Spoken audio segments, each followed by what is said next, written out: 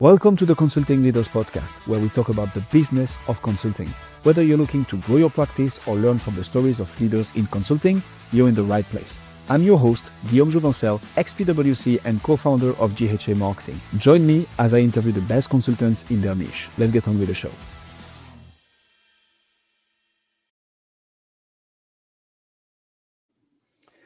Sam, talk to me about enterprise and business architectures, how it has evolved since the early 70s.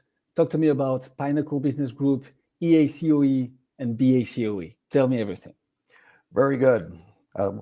Thank you for asking me to join you in this broadcast. I appreciate it. Thank you for coming. Let's go back to the beginning if we can. Sure. We suggest that technology is quite immature and maturing. What I mean by that is it's only been around for a relatively short time as far as history goes.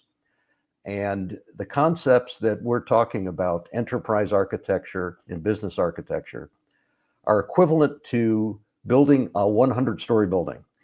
If you're talking about building a 100-story building, no one would ever go and say, let's go out and buy some materials, we'll dig a hole in the ground and figure out how to do this.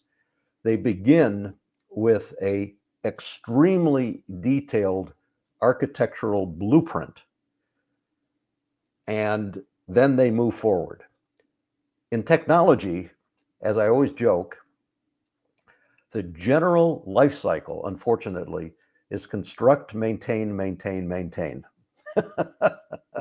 Not architect, analyze, design, assemble. Now, where did I get this understanding? My background is actually in engineering. And in engineering, if I go back to my professors, they drilled into our head the concept of plan, analyze, design, construct. Plan, analyze, design, construct. And so when I started working in commercially, my bachelor's degree is actually in biomedical engineering, which is the study of human trauma using analogies. And as I joke, unfortunately, the issue in that field, it's hard to get fatal volunteers. Good pay, short hours. So you need something else. I know it's kind of a horrible understanding, but it works. It works. So we had to do something else. And all of a sudden I went into the computer field because now I'm trying to simulate human bodies, human trauma, using engineering technologies, computerization in its early days of the 70s, where this was very, very crude. And what I learned there almost immediately was, frankly, the lack of discipline. I went to school to learn this. They handed me, some people on this in the audience would know this, a piece of paper with 80 columns on it and a pencil, and they said, start coding. And I was just kind of surprised. And so as I started looking at this, I started looking at my background in engineering and said, maybe some of this discipline should be in the world of technology. And that's how all of this began. It began essentially as a reaction to what I was seeing in the field. Okay, so I love this, and being partnered with an engineer myself, I have an idea of the drill. I'm not gonna dare say I know the drill, but I have an idea of the drill. So tell me, Sam, what problem, all that being said, what problem do you solve today for businesses? Basically, what we suggest is that the indication of something else required is the increasing cyber attacks that are out there. Yeah. And unfortunately, all of us have cell phones. And if you want to know how poor, and I say this deliberately, the technology area is, just take a look at your cell phone and see how many updates you get on your software almost daily. Yeah. Now, the phrases that are used in the discipline are masking the situation. So let me begin with the newest hype, artificial intelligence. What is the first word? Artificial. What's another word for artificial? Unfortunately, fake. Fake. Now, let's go a little further. We have people that said, well, Sam, the AI is hallucinating. Mm-hmm. Well, the correct word isn't hallucinating. The correct word is fabricating. Fabricating. That's the term that we should be using. Same thing in technology. We call them bugs. Yeah. We call them bugs. No, they're mistakes. They're mistakes. So we're masking things a little bit. So what we're trying to do is to say, let us start figuring out what we need to build first, and then we'll build it. Engineering, manufacturing, architecture, implementation. Engineering, manufacturing, architecture, implementation. So what we're bringing to the audience out there is tools, techniques, processes, methods, frameworks for bringing that engineering discipline to the world of information systems, which results in a number of things. Number one, agility. People talk about agility all the time. The issue, though, is handcrafting computer programs, you'll never be agile. I don't care if it's called agile programming. I don't care what it's called. If it's handcrafting, it can't be agile. It can't be agile. So we need to look at something a little bit different. And so we're bringing those disciplines to the world, essentially, of information systems. Now, enterprise architecture, that phrase, is also something that has been, how should I put this, marketing manipulated over the years. The term began decades ago, and the objective was essentially a blueprint for business first and then into technology. Unfortunately, what we're seeing is people concentrating on the technology, and the people going into the field, as I mentioned, sometimes are pure technologists, which is wonderful. But please remember where they're at. They're at the back end. And it's not that that's not important, but we're forgetting the front end. Mm-hmm. We bring consulting, frameworks, mentoring, methodologies to the world of enterprise architecture. Now, let me just contrast just for a moment the phrase business architecture, which has also, unfortunately, been manipulated a little bit. If you can look at the two terms for just a moment, I always like to say enterprise architects are an inch deep and a mile wide. They're building the baseline for integration across the whole enterprise domain. A business architect is an inch wide and a mile deep. They have deep domain knowledge in a specific area. So they're complementary. Now, third element, what most EAs and BAs do, unfortunately, we look at as technology planning, which is extremely important, but it's not enterprise architecture. We're at the wrong end of things. And there's organizations out there that are and have been promoting this actually to the detriment of the field. But progress is being made. Maturing takes time. Failures takes time. And as the failures increase, more and more people are paying attention to this.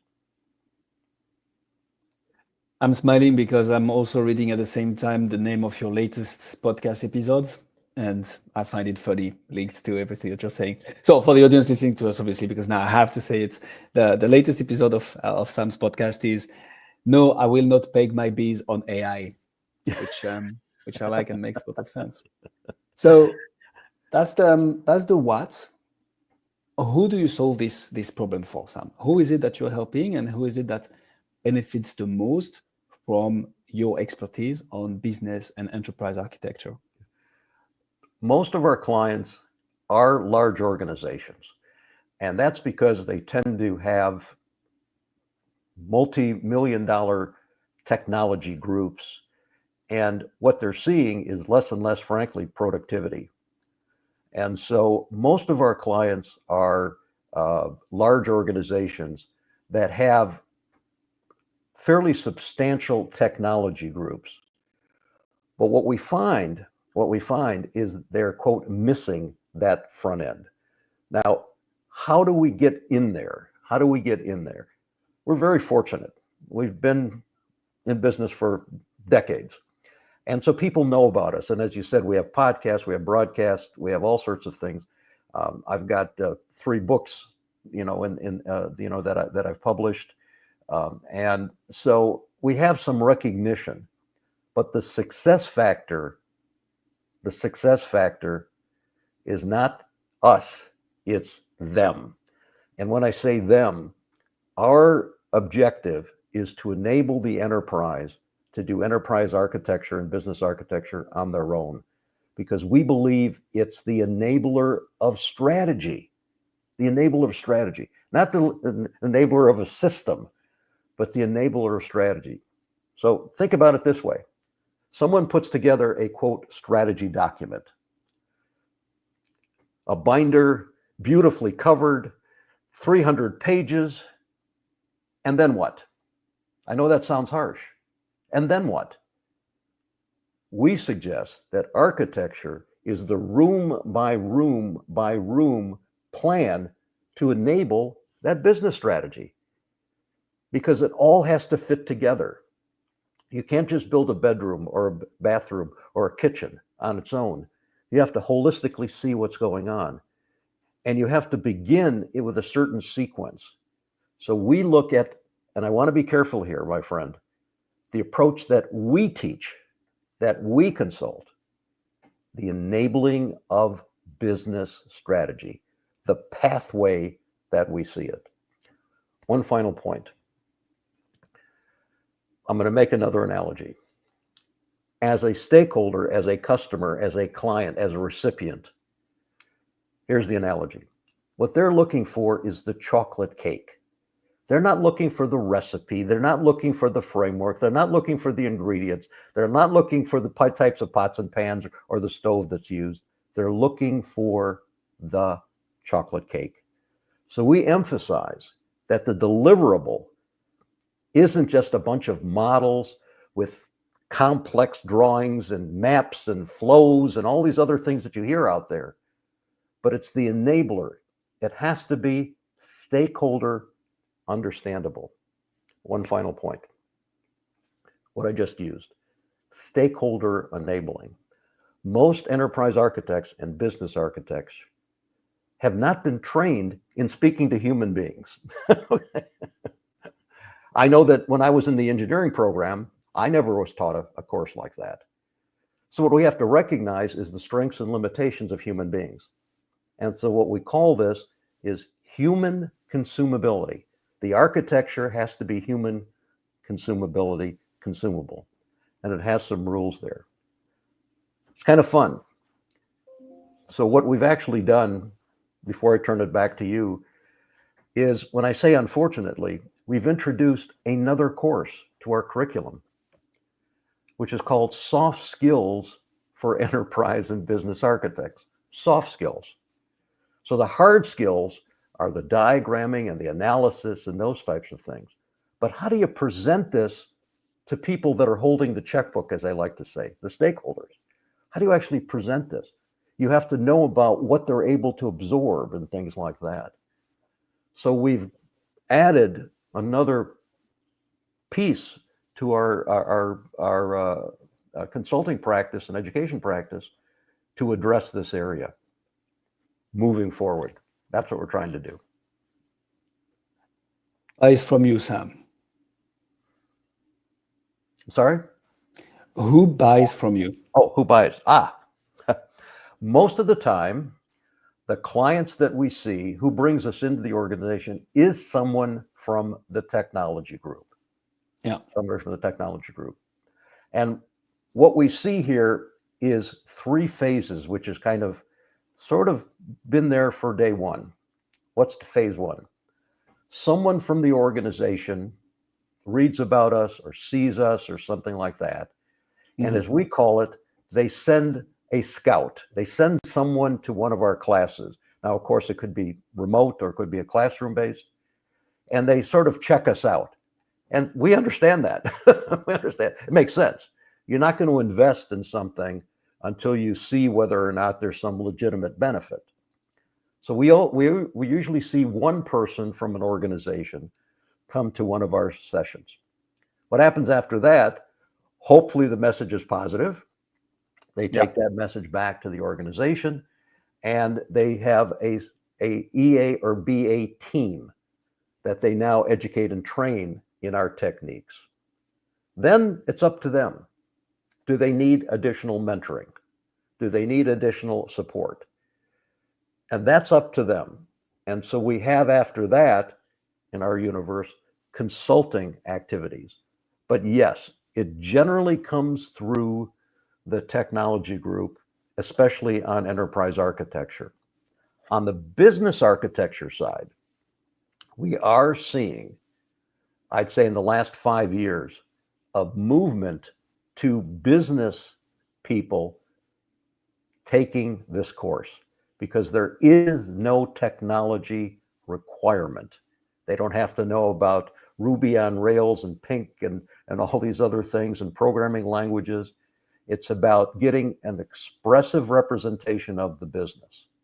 But as we speak right now in this broadcast, most of our contacts are through the technology group.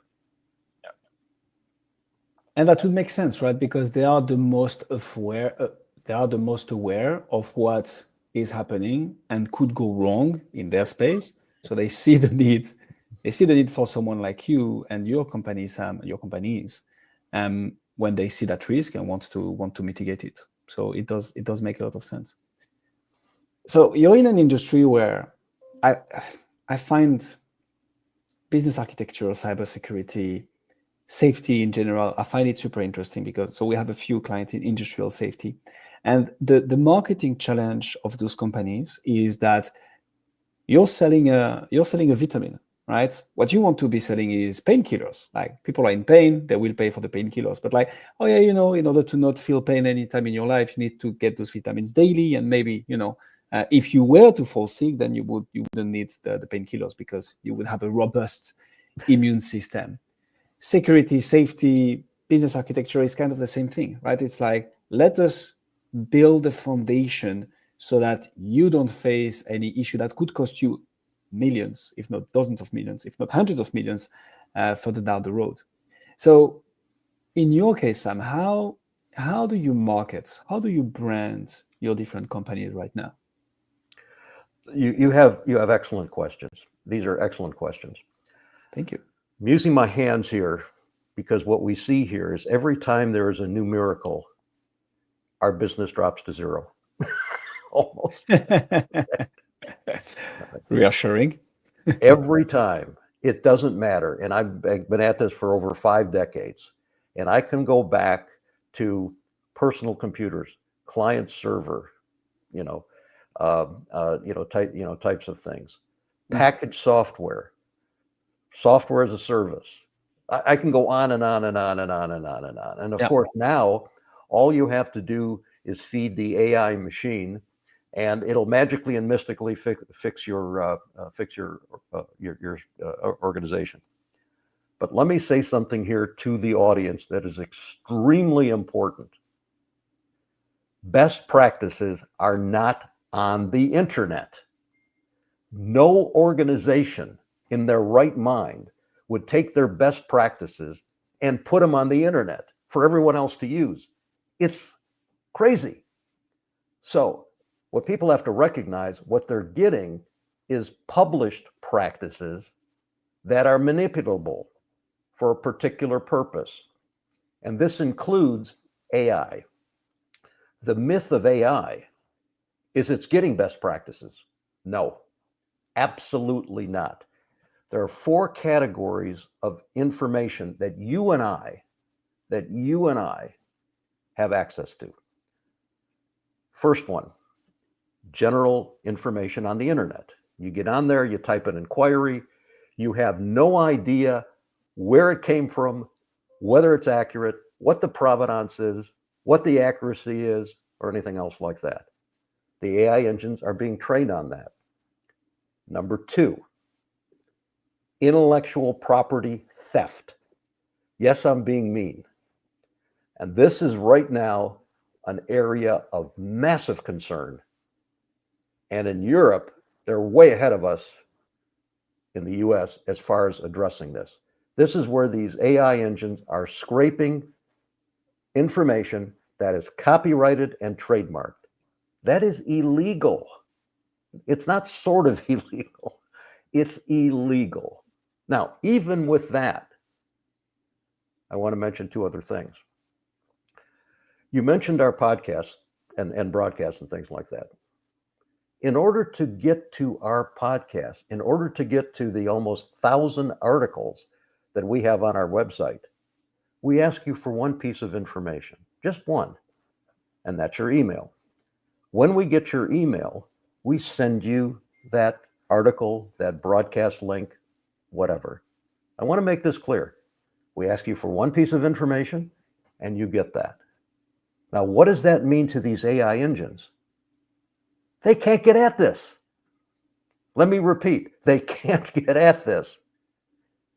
That's number three. And number four, that the AI engines can't get into is our workshops, our seminars, our broadcasts that people pay money for, if I can be that blunt. Because that's the way the world exists. Exchange. So the fallacy out there, my friend, is that this AI stuff is doing something marvelous. It's just the opposite. It can't get at the good stuff. So we bring that message to the people that come to us and say, hey, yeah, you can keep using the internet. Have a great time. Have a great time. But you're not going to get information that allows you to be somebody that people care about.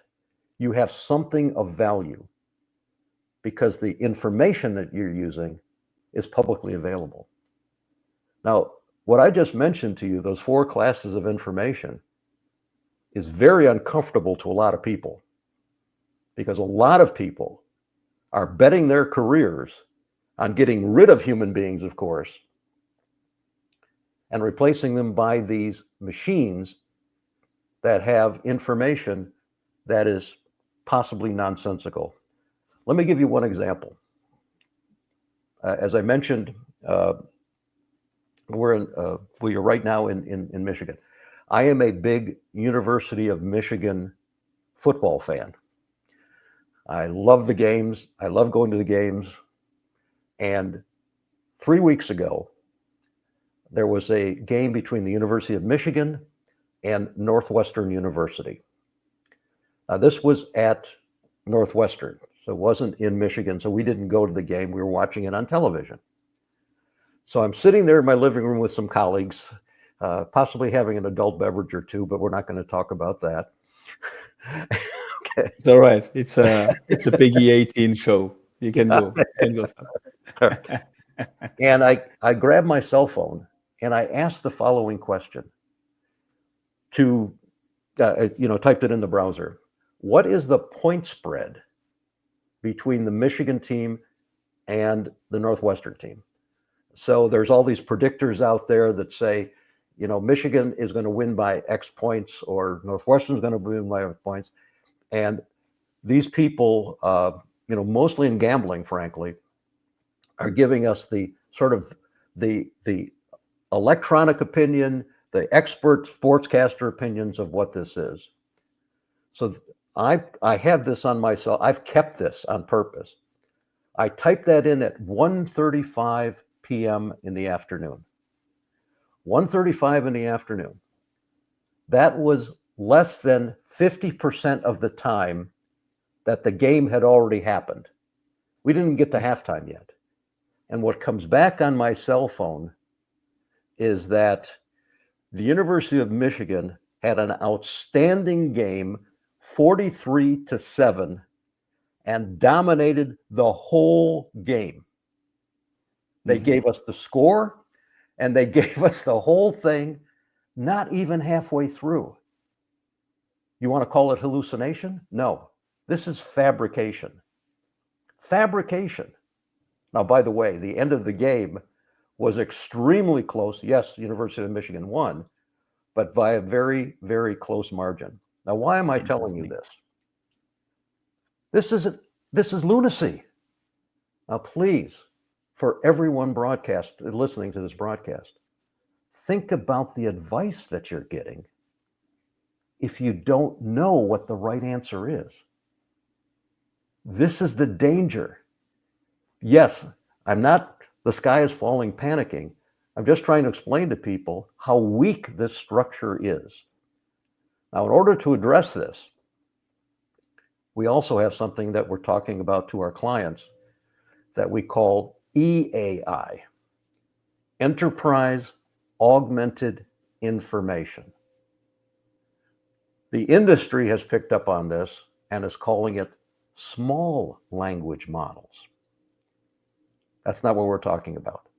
This is where we're taking the massive power of the chip, the processing chip, bringing it in-house on enterprise's own data. That's where the magic is going to occur. So what we're talking to people about is building an architecture, specifically a data architecture, that is tuned to their organization, where they know where their information is coming from, and using these processing engines, which are unprecedented in speed. So if you remember back in history, and I'll remember back in when I started, we were called data processing. That was the name of our organization. You know what we're doing today? Processing data. And completely changed. Like, it flipped. It flipped. Now, where has the industry concentrated on? The processing side. That's where these, NVIDIA chips and all these other things. It's marvelous. I'm not taking anything away from them. But please remember, there's two words. There's two words. The data side is still weak and getting weaker because there are people out there on purpose, as we all know, that are putting in information on these large language models to purposely skew things in a certain direction. This is done on purpose. This is not by accidental. The computer doesn't hallucinate. The computer essentially pattern matches, and I think it's 4,096 different parameters. It's pattern matching. So the information that's being done is being manipulated. By the way, misuse of terms, I'm an engineer. It's not prompt engineering that people are doing, it's prompt manipulation. So all of this is disciplined. And every once in a while, we're very fortunate. We have somebody that says, maybe Sam and his company are sort of making a little sense here. Maybe just a little bit. And obviously, I'm just joking with you. I'm not trying to panic your audience at all. I'm just trying to say, you know what? Let's get past the veneer, the hype there. There's great stuff going on. There's great stuff going on, and we can harness it. No, I don't take this as fear mongering. I think it's simply the reality of, and back to the initial question, right? Of marketing, branding, messaging. It's about building awareness. You're in the safety business and security business, but really what you're into is the education business. You need to educate your audience, the tech people within the companies that you're targeting, but also people who you will need the buy-in of, which means you need to have that awareness, that educational content, hence the podcast, and all that marketing architecture, if I dare say, in order to get the message across, because that's what you need to do. So how do you go from this, Sam, to an actual deal close? Like, how do you go from having the right messaging, having the right targeting, because you've been doing this for literally multiple decades. So you know a thing or two, I suspect, on how to get people to say, yes, I want to work with you. Tell us about the sales motion. How do you go from messaging, awareness, branding to conversation with the tech people, with the people who are going to make the financial decision as well, I guess. And, SOW, letter of engagement, we work together. How does that look like for you? If I had the magic formula, I would probably be in Tahiti on an island. I do not have the magic formula. Okay, but I can say to you, it's a long sell cycle. It's usually 6+ months minimum. Wow. Because what you have there, now that's not for a class, but you're talking about getting a full client engagement. It is a massive investment in time and resources to figure out what their message is. So as I mentioned, the first person that tends to we see is somebody in the technology organization, and this is not to be nasty at all, that probably does not have the authority for a full engagement. In other words, doesn't have the financial resources or the responsibility. As I call it, they're a scout. So we get this person hopefully engaged in our class. Then at the end of our class, we give them a hint. And the hint is, how do you get your organization to see the need for this? We can help. We can help. But it's you doing the quote, and I don't like this term, selling or marketing. But that's what they need to do. They need to take our message and package it, and we'll help them into a way to get the organization convinced. Now, what we call that is a demonstration project. Now, what is that?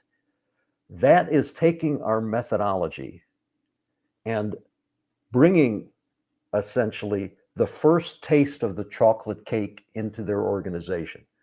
Now, let's not talk about chocolate cake. Maybe they like potato chips. Whatever their domain is, I'm just joking about the food. Whatever works. Yeah, whatever works. So it's taking our generic message that they learn in the class and tuning it to an opportunity, a problem, or an initiative. We call that a demonstration project. It's bringing the general concept of EA and BA focused on that particular universe. That is the best way. And through our career, through our history, as I call it, we get that one convert internally to do what we ask them. And then after that, we generally can go in and help not only that individual, but the organization to move forward. So we call it a demonstration project. You can't sell an enterprise architecture. You can't sell business architecture. You can't sell frameworks and methodologies. This is where the industry is going wrong. People don't care about the kitchen and the ingredients and the recipe. They want the chocolate cake. You've got to show them how we can bring that to reality. This is where the industry is going wrong, even today. And why sometimes you see organizations moving away from EA and BA to, once again, the magic of AI. Because they're frustrated. Because what they're getting is, again, maps and flows and diagrams and value streams and I can go on and on and on and on. As I said, what people need to do, what EAs and BAs need to do is think human. Think human. When you walk into a restaurant, you ask for a hamburger. You don't, and what you don't get is, well, let me explain how we made the hamburger and ground it up, and let me show you the pots and pans that we're using, and the stove and the rest. No. Think human. Think human. Yeah. So that's what we try to do. We get the person that comes to our class to recognize that they are part of the sales process. If they believe what we've told them, then the message is now tuned to that organization. And that's the sales cycle. And yes, it is long. It is not an hour and a half. It is not a week or a month. It's usually, as I said, 3-6 months, and sometimes even longer. So I mean, without any surprise, especially in B2B coaching and consulting, sales cycles are long. Like we cannot walk around this. It doesn't only takes trust, right? Because you need to be trusted, you need to be perceived as the subject matter expert in your industry. It takes time. It takes time to build rapport, educate, give value even before you sign any engagements, make your case as well, involve all the stakeholders, make sure that you have everybody's buy-in, and then when you rock and roll, you rock and roll. And it's also the payoff of high 5 figures, 6 figures, seven figures, sometimes engagements. Right. This is also what's at the end of the tunnel. So I like this a lot, and that does make sense. How do you? So I guess in your industry, it's going to be an interesting one. I have my assumptions, but I want to ask you first, Sam. Once you get in, how do you retain customers? The reason I'm asking this is one of the things I learned whilst I was a consultant at PwC was that there were two types of consultants, really: the hunters and the farmers.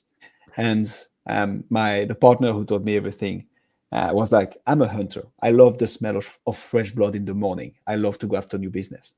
And he was like, but Guillaume, the ones making the most money are the farmers. The one able to take that initial engagements, over-deliver, and transform it into a multi-layered, multi-year project, feeding other teams from PwC. Like those are the breadwinners. For you, Sam, how do you, so I think the hunting part is clear. How do you farm? We don't. Interesting. Tell me more about that. We believe in knowledge transfer. So, for example, I won't speak to the large consulting firms that use us as front ends, but we are not, our purpose is hunting. Now, we've had clients for 23 years, but they use us as insurance. So the difference between, for example, PwC or Booz Allen or A.T. Kearney or Boston Consulting Group, we actually front end them. We teach their consultants how to do this, and they do the farming. This is our formula. Now, a lot of clients like that because they know that we are not going to be there forever. Our job is knowledge transfer. That is on purpose. That is the formula that we've had since day one. Now, is that the multi-year millions and millions of dollar engagements? No, it's just the opposite. It's just the opposite. But that's our niche. We have no sponsorship. We have no beholding to any tool company. And we have no beholding to any consulting company. So we are looked at as you said, an educator, knowledge transfer, and subject matter expert. I guess I'll use that phrase. So we love working with PwC or whoever it is. And that's a lot of times what happens. That's actually a very interesting strategy. And I love how candid and honest it is. And I think in a field like cybersecurity, this is probably why, I mean, you've been able to do this for, I mean, I was on your LinkedIn profile and it's like for 53, respectively 53 and 47 years. Like, I know I don't look that old, but I am. No, that's what I was surprised. Like, is this guy lived twice? What happened? Sam, with everything you've built, and that's going to be another very interesting one because you've gone through, I mean, years of experience, literally. Where would you say, or what's your biggest challenge in 2025 and 2026? Or to phrase it differently, what's the thing that when you're going to be able to unlock, you're going to take the whole thing to the next level, if that's even the point, right? What is the thing that you're looking forward to work on and to develop so that you take the business even to the next level? Okay. That's a great question as we speak today. Excellent question, because something's happening in the industry. So what is that? And we just put out a paper on this last week. SAP, everybody knows SAP, has completely changed the game on how you become an SAP certified person. Interesting. What they've done is said, forget this multiple choice exam nonsense. You come in, most EA and BA courses don't teach EA and BA. They teach how to pass an exam.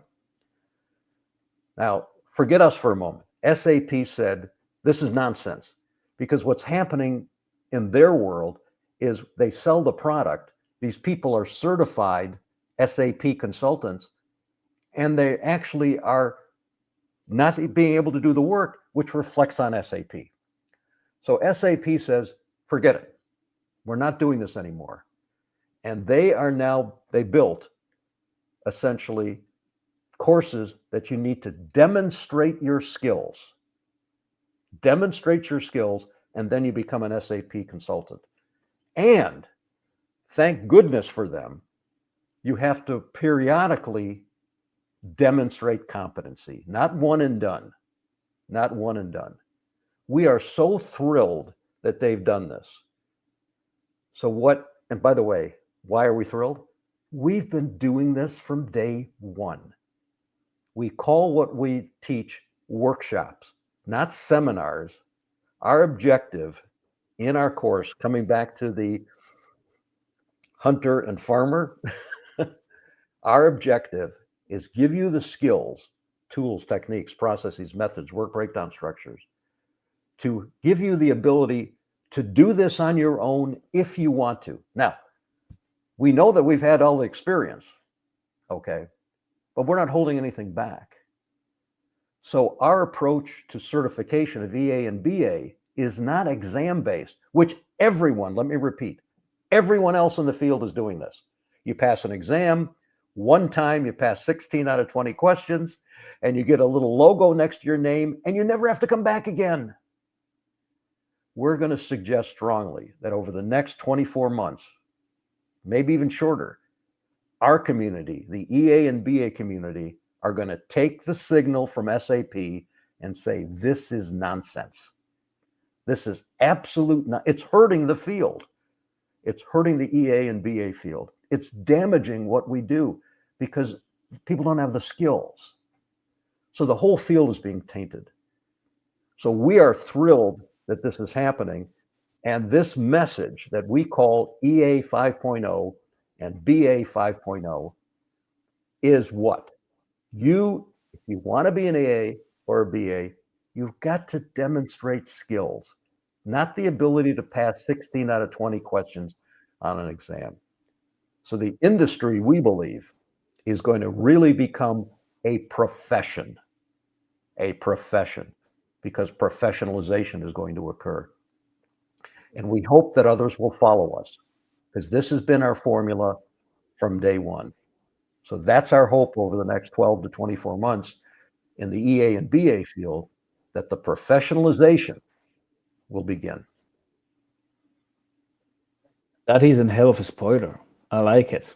There is this study, I don't remember the exact numbers, so don't quote me on this, but there is like this comparison of how people retain information, remember information, and are able to reproduce a behavior depending on how they learned it. And it was like when you're watching someone do something, you retain at a certain percentage, it's something like in the neighborhood of like 20, 25%. When you listen and write the information, you retain like 50 or 55%. I'm messing up the numbers, right. But the idea is when you're doing it, you retain the information, you're able to do it actually properly at 80 or 85%. Basically, having a webinar is good, but if you don't get people to actually do the thing, they will never be able to reproduce and learn the proper way. I'm not saying that this is not good. I'm just saying that it's one piece of the puzzle and that you need to have the whole thing, which is why I like the idea of the workshop a lot. And ideally, you'd have like a few other training / homeworks that are thorough in how they are being judged, like, hey, you passed, which is how you approach it. And I like it a lot. And that does make a lot of sense. And it's, again, very much aligned with your business model, which is not focused on farming, but actually providing the materials and the trainings and everything around your industry so that people can do it themselves. Yes. And that must create a lot of happy and satisfied clients. Sam, this was an absolute masterclass. I would have not expected anything less from someone in business for more than 5 decades, looking like 30 years old though. So that's double secrets here. Thank you so much for coming on Consulting Leaders. If people want to find out more about you, see what you do, potentially look into one of those workshops, where should they go? 2 simple websites, www, of course, EACOE.org, Enterprise Architecture Center of Excellence.org, EACOE.org, and the complimentary one on the business architecture, www.BACOE.org. And on those sites, not only do we have our classes and things like that, but literally hundreds of articles and podcasts. Thank you for listening to those also. And of course, we'd be happy to speak with anyone about this. It's our pleasure to bring method to the madness that we think is out there now. Thank you so much for this. We'll put all the links in the description. What I can say for sure is that you've gained at least 1 connection on LinkedIn out of this. Me, I just added you. Sam, thank you so much for coming on Consulting Leaders. My pleasure. Hopefully the message will take hold. Thank you again for your time and the opportunity. Thank you, Sam. And actually, I'm just going to add that we had someone on the live even saying like, this is a fantastic conversation, Brenda Maddox. I'll have to listen to the rest later, so we'll send her the link, but it already had some positive impact, it seems. Thank you so much for coming, Sam. Cheers. Thanks for joining us on this episode of the Consulting Leaders Podcast. We hope you learned valuable lessons on how to grow your practice and take your business to the next level. Make sure to subscribe and leave us a review wherever you're listening to this show so you never miss an episode. To apply and be a guest on the show, click the link in the description. See you next time.